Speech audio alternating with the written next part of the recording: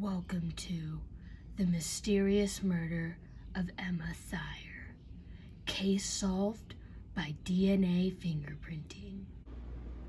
One day when I was coming home, I walked into a traumatizing scene.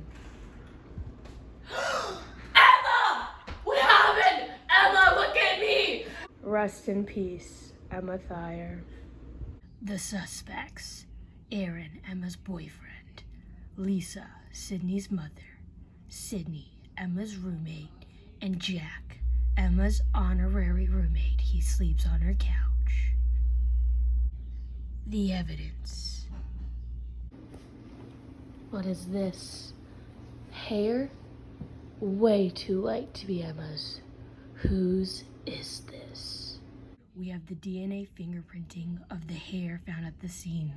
This is the first locus of the found DNA. As you can see, Emma, the victim, she does not match at either spot for the DNA, so it's not her hair. Aaron matches here, but not here, so it is not his either.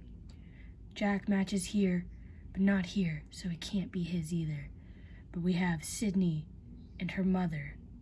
They both match the found DNA of the hair.